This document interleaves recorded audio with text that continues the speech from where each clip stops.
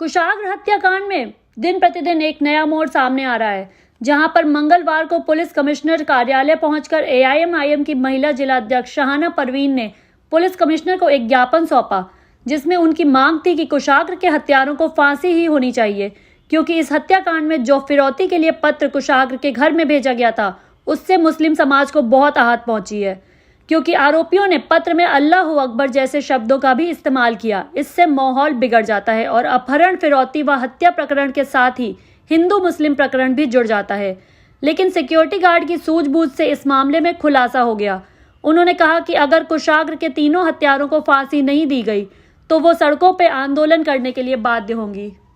आज हम यहाँ पुलिस कमिश्नर के पास आए थे मेमोरेंडम देने के लिए। क्या मामला था? मामला वही है जो कुशाग्र की जो हत्या निर्मम की गई है, वो टीचर के उससे उसके प्रेमी और उसका साथी मिल करके जो उसे फिरौती के लिए 30 लाख की फिरौती मांगी, और उसके बाद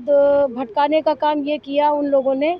कि एक जो चिट्ठी लिखी उसमें अल्लाह अकबर का मतलब एक नारा उसमें लिख करके दिया। ये एक तरह से अपने ऊपर शक ना जा करके हिंदू मुस्लिम विवाद में उलझाने का काम कर रहे थे, और एक बड़ा मतलब जो है क्या नाम है दंगा होते होते बचा। वो जो एक राजेंद्र करके हैं गार्ड, उनकी वजह से बच गया, क्योंकि उन्होंने उस गाड़ी को पहचान लिया था कि वो एक टीचर की ही गाड़ी है, और ये सारा मामला जो है मास्टरमाइंड टीचर ही है, और उसका प्रेमी प्रभात और एक उसका जो दोस्त है आर्यन, इन लोगों ने मिल करके उसको गला घोट करके मार डाला। हम इसलिए आए थे कि यहाँ पर जो उस बच्चे के साथ किया है बहुत गलत किया है, कि उसके गला घोट के किसी के घर का चिराग बुझा दिया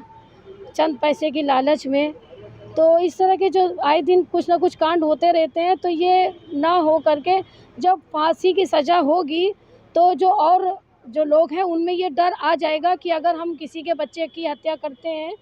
तो हमको फांसी की सज़ा मिलेगी। तो इसीलिए हम ये चाहते हैं कि फांसी की सज़ा इसीलिए भी मिले कि जिससे और परिवारों के जो बच्चे हैं वो बच जाएं, और इसको फांसी की सज़ा मिले। और अगर नहीं मिलती है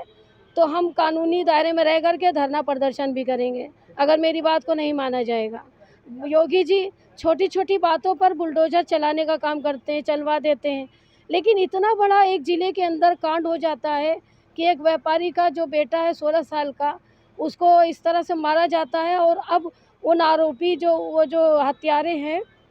उनके घर पे अब अभी तक बुलडोज़र नहीं चला।